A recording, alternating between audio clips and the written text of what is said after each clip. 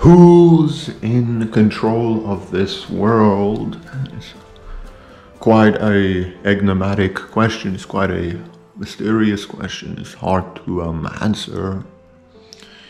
If you look around the world, you can clearly feel the influence of some type of cabal, some type of hidden group of people that are pulling the strings, so to speak, of mankind. And of course, it's hard to trace their existence, but you can feel it. And I'm sure, and I hope a lot of you can kind of be more open-minded to a lot of conspiracies out there. Right? There's such a long list of groups that kind of vie for power and control of this world. You know, the Illuminati, if you can kind of start there. Allegedly, the Illuminati was founded by Adam Weishaupt in Bavaria, in Germany. And he was kind of an Enlightenment thinker, and he wanted to kind of spread rationalism and philosophy, or he had some other type of agenda. Regardless, he was kind of caught, and from there on out, allegedly, the Illuminati just kind of went away, went into the dustbins, because the organization was kind of disbanded by some political figure in that area, in Bavaria, in Germany. So that's supposedly the end of the Illuminati. Of course, a lot of people do theorize that parts of this organization lived on, and they became more covert, and now they're behind the scenes, so to speak. And of course, this is kind of hard to decipher. It's pretty, again, enigmatic. It's very hard to pick into this and see if it's true. And then, the Illuminati, so to speak, arguably might not really exist. But alright, so what other organization? Well, you have the Skull and Bones,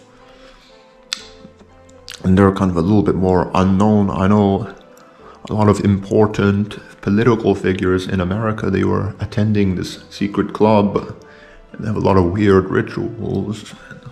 Of course, it's very unknown. It's hard to figure out what agenda they particularly have. All that I know is that a lot of important political figures, right? A lot of some U.S. presidents, again, a lot of other influential people, they've been in this club, this Skull and Bones club, and I should tell you that it's not something that should just not be taken seriously. It's something you should really consider. Right. Of course, it's hard to decipher what they're up to. Of course, you have the Freemasons now. Freemasonry is so hard to interpret properly. It's so cryptic in all of its teachings. You have Albert Pike, who makes a bunch of statements that are hard to interpret. And in some instances, he kind of seems to have some type of Luciferian doctrine, but in other instances, he kind of professes Christianity, and it's kind of, they give out so many different signals. In Masonry, there's so many different degrees, and so many, it's so compartmentalized, it's so hard to crack into its code, so to speak, because there's so many different teachings given out by different Masons. You know, in America especially, the founding fathers, a large majority of them were Masons. So you could this is something, Masonry is extremely influential. It's not something that's just a little gentleman's club in some remote part of the world. It was an organization that had the most influential people attending its ceremonies and its parties, its it's lodges, because Freemasons have lodges where they kind of congregate and give each other sermons and other teachings and whatever, right?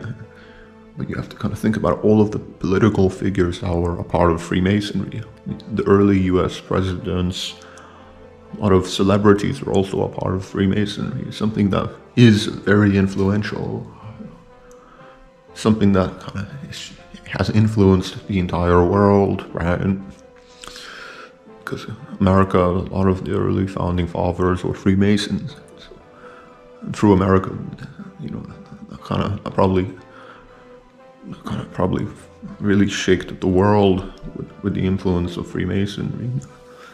And it's very tricky. It's super difficult to trace the exact origin of Freemasonry.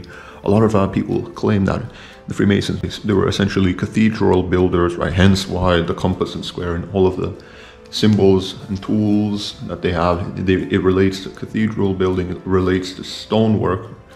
Masonry relates to building projects and construction. And that's why that's why a lot of their symbols revolve around tools, equipment that you use that relates to construction work.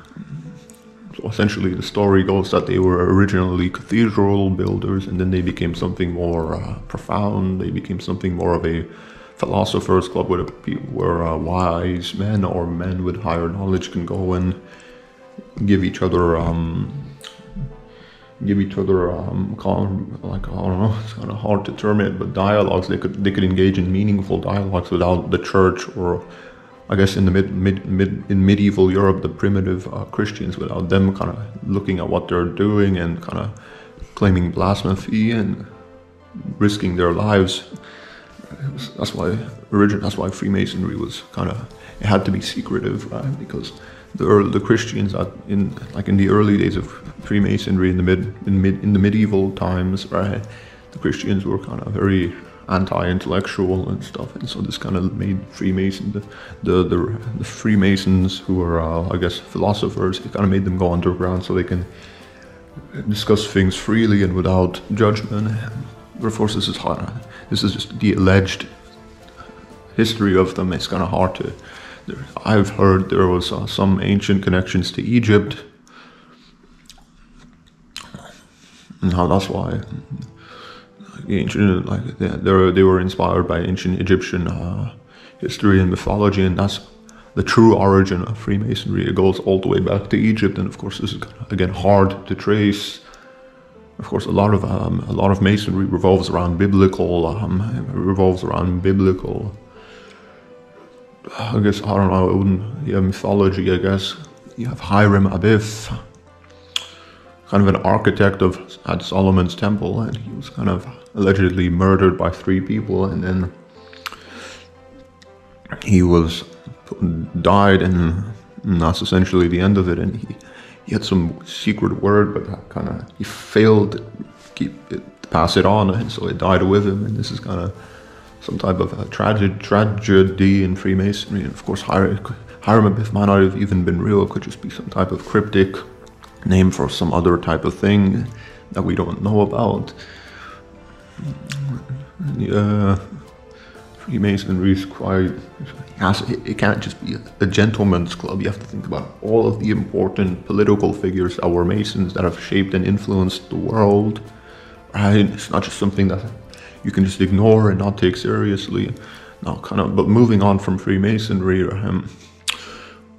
plenty of other organizations, they're not really as, a lot of the secret societies that exist around the world, we don't know about them because, of course, they're secret societies. Why would they let out any important information about them? Because it's impossible to know who's really in control, how many different groups we're dealing with, right?